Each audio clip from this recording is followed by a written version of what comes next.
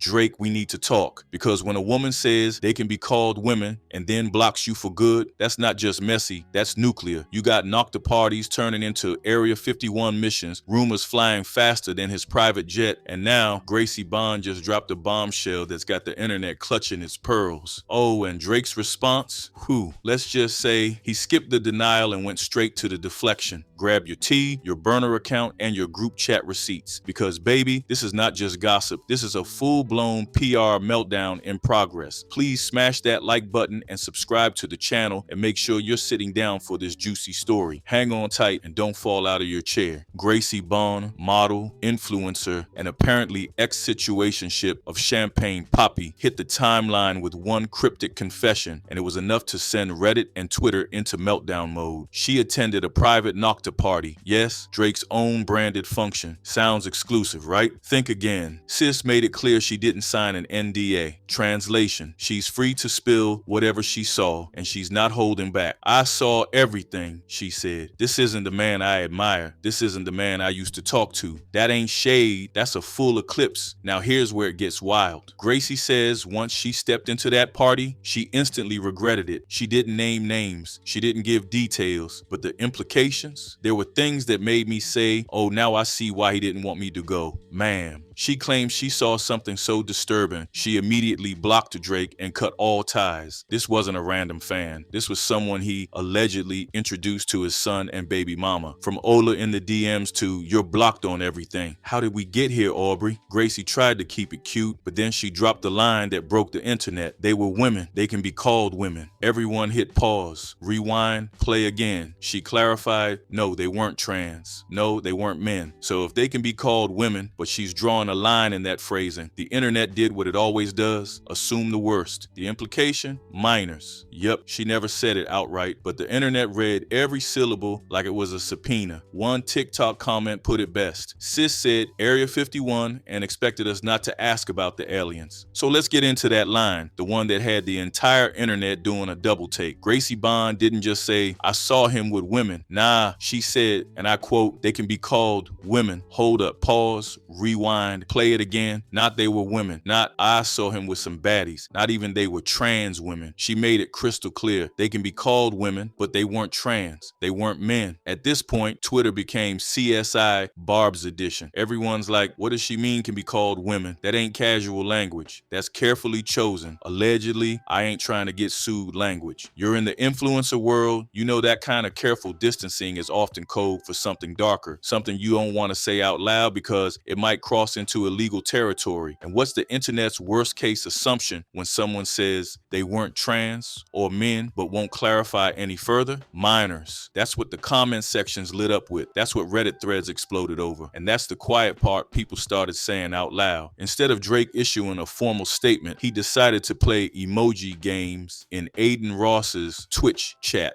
Big cap, Gringo has me dying. That's it. That's the response. You're being accused of something that might involve minors, and your reaction is meme commentary? Sir, this isn't a live stream gag. This is a potential scandal. Again. And speaking of Aiden, his reaction was straight out of the frat house. She probably mad because she didn't get her. Drake must go that good. The misogyny was loud, the deflection louder, and the lack of self-awareness deafening. At one point, Aiden even said, she's lying because she didn't get it. Bro, what now? Let's talk about Drake's response. Actually, scratch that. Let's talk about his non-response masquerading as a flex. Drake didn't hop on Instagram with a statement, didn't go to Apple Music Radio with a let's clear the air special, didn't even DM Gracie a cease and desist. Instead, man slid into the Twitch chat during an Aiden Ross stream and typed, big cap, Gringo has me dying, faced with tears of joy, faced with tears of joy, faced with tears of joy. Excuse me? Not you being accused of hosting a potentially questionable party, and your first move is to drop emojis like you're 14 on Xbox Live. This ain't Fortnite, fam. It's real life. Now here's where it spirals further. Because Aiden Ross, who apparently thinks he's the voice of reason, decides to take the mic, and what comes out? Straight up misogynistic frat boy nonsense. She probably mad because she didn't get, Drake must got that good. I'd be mad too if he flew me out and didn't smash. Sir, what year is it? 2006? This man reduced Gracie's entire experience, whether she's being truthful or not, to she's bitter because she didn't get piped, like women are just lining up for the Aubrey experience and throwing tantrums when they don't get picked. Oh, and the worst part, he flip-flops mid-sentence. At first it's, she's lying, she didn't get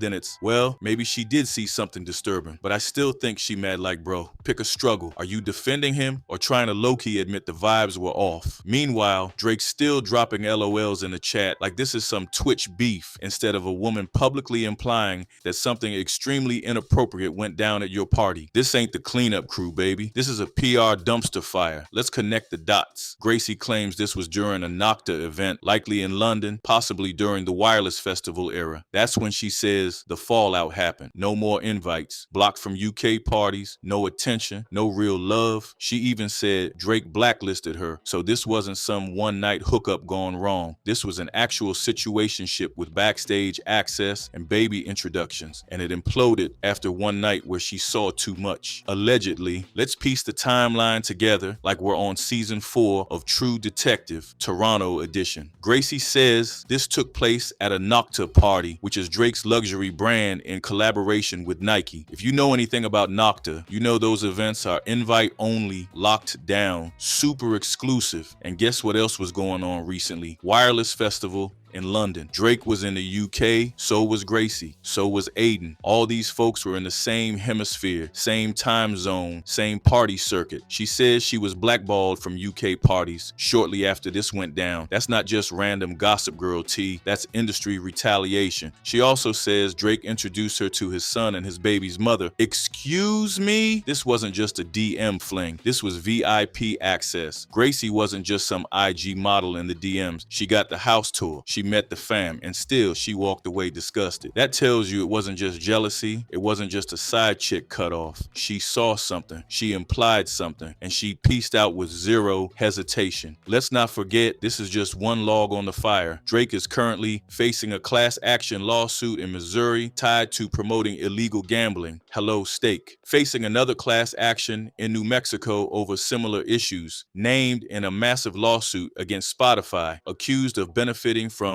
37 billion fake streams, actively appealing a defamation loss after trying to sue over a Kendrick track. And now we're adding secret party behavior and an ex-girlfriend turned whistleblower to the pile. At this point, the man has more lawsuits than Grammys. Let's take a quick detour through Drake's legal rap sheet this year because it's stacking up faster than AI-generated Drake songs. Class action lawsuit in Missouri accused of promoting illegal gambling via stake.com. People lost thousands, and now they're coming for his bag. Class action in New Mexico. A separate suit for the same exact thing. That's 2 states, 2 sets of plaintiffs, one common denominator. Drake was the face of it all. Spotify streaming fraud allegations. A bombshell lawsuit accuses Spotify of inflating stream counts and allegedly suggests Drake benefited from 37 billion fake streams. That's not just bad optics. That's industry rigging level scandal. Defamation appeal. Kendrick cooked him on Not Like Us, and instead of responding musically, Drake lawyered up and lost. Now he's trying to appeal that L too. Gracie Bon's allegations, and now this. A woman who had personal access to Drake who claims she saw something so foul at a party she's never spoken to him since. So let's be real, when you got 5 swirling scandals in the span of a few months, it's not bad luck, it's a pattern. And instead of cleaning house, issuing statements, or chilling out, Drake's on Twitch saying big cap Aiden's cracking damn jokes, and the public, they're watching and they're not laughing. So let's recap. A model who claims to have dated Drake says she was invited to a Nocta party, saw something so disturbing she blocked him and went public. The phrasing she used, they can be called women, has led many to assume she was hinting at something way darker. Drake's response, laugh emojis, and Twitch chats, and while all this unfolds, the lawsuits stack up like unpaid invoices. Final thought, if this is what's leaking from the inner circle, imagine what's still buried under NDAs and hush contracts. Because at this point, Drake doesn't need a PR team. He needs a full legal task force. Allegedly, if you've got tea, theories, or insider info, drop it in the comments. Hit that like button if Drake needs a rebrand. And don't forget to subscribe because this drama, oh baby, is just getting started.